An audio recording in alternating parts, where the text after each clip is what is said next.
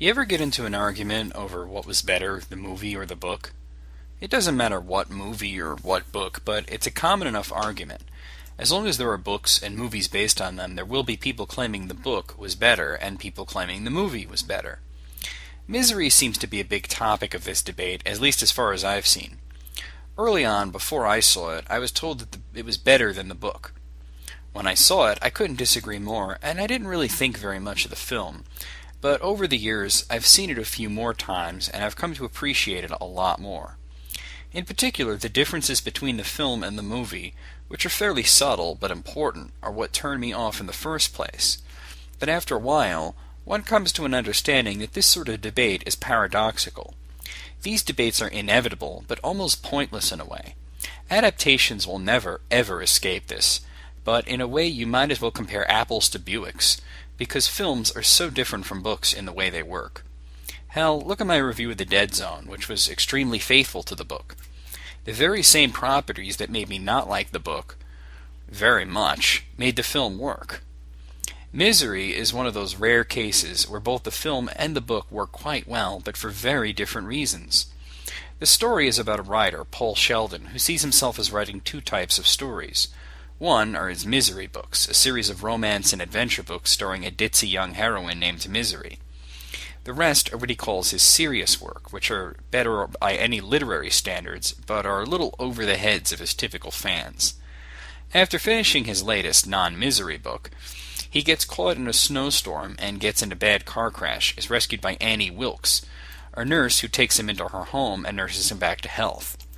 Normally, she'd have brought him to the hospital, but it just so happens she is his #1 fan and is obsessed with him to the point of mania. Paul becomes a prisoner in her house and is forced to write a book especially for her, which brings back the misery character that he had killed off. The film version stars James Caan as Paul and Kathy Bates as Annie, and is mostly a showcase for their acting talents, which are substantial.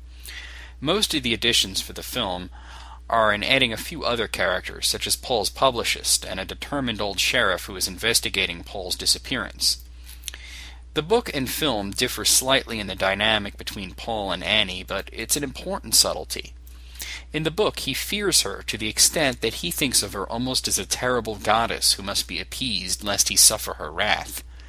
In the film, Paul is more resentful and at times more downright defiant. He even gives her the finger at one point, which of course she brushes off as him kidding her.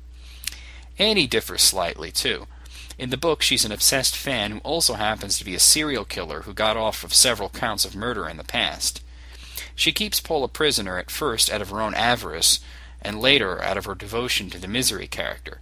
She sees herself as a savior who helps Paul destroy a bad book and create a good one.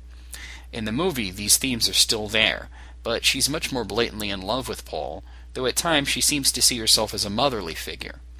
The thought that Paul is a prisoner is completely over her head. She's sick in the head to the extent that she has twisted everything around, that everything she does is good. The rest of the cast is really perfunctory. The sheriff is amusing at times, and that's about it. The director, Rob Reiner, who by the way also directed Stand By Me, has a cameo, but I don't think he even had a line. The book Misery worked because of the dynamic of Paul slowly understanding his situation and learning how to survive in the insane snare he's caught in.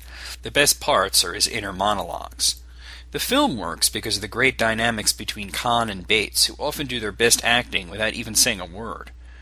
My conclusion remains the same as it ever was. I still prefer the book, but this is a really good movie nonetheless. We may never escape from debating the merits of adaptations compared with their source material, but I can at least tell you this: both the book and the movie are worth your time. I give Misery a 9 out of a possible 10.